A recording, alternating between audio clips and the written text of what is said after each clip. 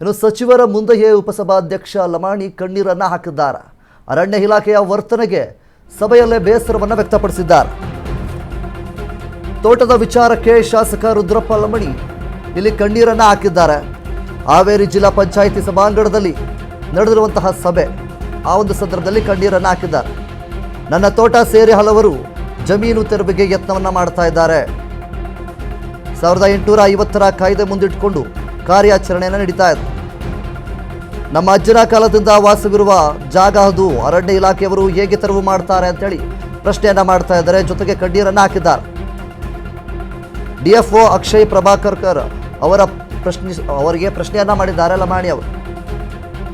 ನಾವು ಬದುಕುವುದು ಬೇಡವೇ ಅನ್ನುವಂಥ ನಿಟ್ಟಿನಲ್ಲಿ, ನಾವು ಬದುಕೋದು ಬೇಡವಾ, ಊರು ಬಿಟ್ಟು ಹೋಗ್ತೇವೆ ಅನ್ನುವಂಥ ನಿಟ್ಟಿನಲ್ಲಿ ಲಮಾಣಿ ಅವರು ಕಣ್ಣೀರನ್ನ ಹಾಕಿದ್ದಾರೆ. ನೀವೇ ಇಲ್ಲಿ ಬದುಕಿ ಅಂತೇಳಿ ರುದ್ರಪ್ಪ ಲಮಾಣಿ ಆಕ್ರೋಶವನ್ನು ವ್ಯಕ್ತಪಡಿಸ್ತಾ ಇದ್ದಾರೆ. ಸುಮ್ಮನೆ ಜನರ ಮೇಲೆ ಪ್ರಕರಣ ದಾಖಲಿಸಬೇಡಿ, ಯಾವುದ್ಯಾವುದೋ ರೀಸನ್ಗಳನ್ನು ಇಟ್ಕೊಂಡು ಸುಮ್ಮನೆ ಜನರ ಮೇಲೆ ಈ ರೀತಿಯಾಗಿ ಪ್ರಕರಣಗಳನ್ನು ದಾಖಲಿಸಬೇಡಿ ಅಂತೇಳಿ ಹೇಳಿದ್ದಾರೆ. ಜೊತೆಗೆ ಸಮಸ್ಯೆಯನ್ನು ಬಗೆಹರಿಸಲು DFOಗೆ ಶಿವಾನಂದ ಪಾಟೀಲ್ ಅವರು ಸೂಚನೆಯನ್ನು ಸಹಿತ ಈಗಾಗಲೇ ನೀಡಿದ್ದಾರೆ.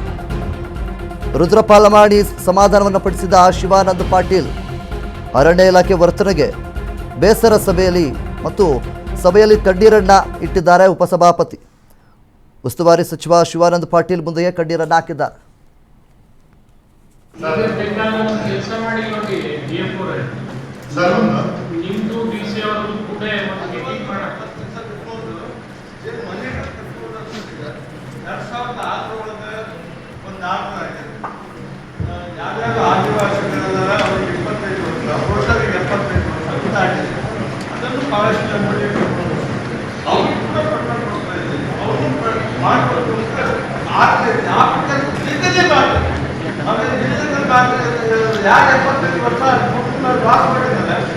ಸಾಕ್ಷಿಗಳನ್ನು ಒದಗಿಸಿ ಅಥವಾ ಹಿರಿಯರಿಂದ ಅವರಿಗೂ ಕಟ್ಟಡಗಳು ಅದೊಂದು ಆಸೆ, ಅದೊಂದು ನಾಟಕ ಯಾರು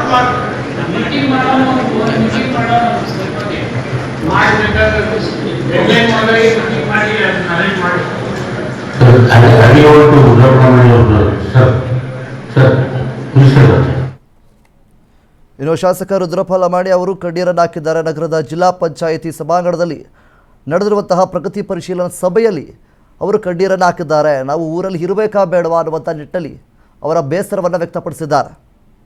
ಇನ್ನು DFO ಅಕ್ಷಯ್ ಪ್ರಭಾಕರ್ ಅವರನ್ನು ಪ್ರಶ್ನಿಸಿ ನಮ್ಮ ಸಮಸ್ಯೆಯನ್ನು ಬಗೆಹರಿಸಿ ಅಂತೇಳಿ ವಿನಂತಿಯನ್ನು ಮಾಡಿಕೊಂಡಿದ್ದಾರೆ ಲಮಾಣಿ ಅವರು. ನಾವು ಬದುಕುವುದು ಬೇಡವಾ, ನಾವು ಊರು ಬಿಟ್ಟೇನಾದರೂ ಹೋಗಬೇಕಾ, ನೀವೇ ಇಲ್ಲಿ ಬದುಕಿ ಅಂತೇಳಿ ಆಕ್ರೋಶವನ್ನು ಸಹಿತ ವ್ಯಕ್ತಪಡಿಸಿದ್ದಾರೆ. ಸುಮ್ಮನೆ ನೀವು ಸುಮ್ಮನೆ ನಮ್ಮ ಮೇಲೆ ಎಲ್ಲ ಈ ರೀತಿಯಾಗಿ ಪ್ರಕರಣವನ್ನು ದಾಖಲಿಸೋದಕ್ಕೆ ನೋಡಬೇಡಿ ಅನ್ನುವಂಥ ನಿಟ್ಟಲ್ಲಿ ಆಕ್ರೋಶವನ್ನು ಸಹಿತ ಇಲ್ಲಿ ವ್ಯಕ್ತಪಡಿಸಿದ್ದಾರೆ.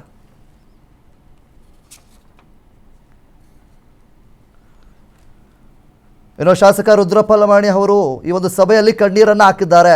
ನಗರದ ಜಿಲ್ಲಾ ಪಂಚಾಯಿತಿ ಸಭಾಂಗಣದಲ್ಲಿ ನಡೆದಿರುವಂತಹ ಒಂದು ಪ್ರಗತಿ ಪರಿಶೀಲನಾ ಸಭೆಯಲ್ಲಿ ನಾವು ಬದುಕಬೇಕಾ ಬೇಡವಾ, ಊರು ಬಿಟ್ಟು ಹೋಗಬೇಕಾ, ನೀವೇ ಇಲ್ಲೇ ಇದ್ದುಬಿಡಿ ಅನ್ನುವಂಥ ರೀತಿಯಲ್ಲಿ ಆಕ್ರೋಶವನ್ನು ಮತ್ತು ಬೇಸರವನ್ನು ವ್ಯಕ್ತಪಡಿಸಿದ್ದಾರೆ.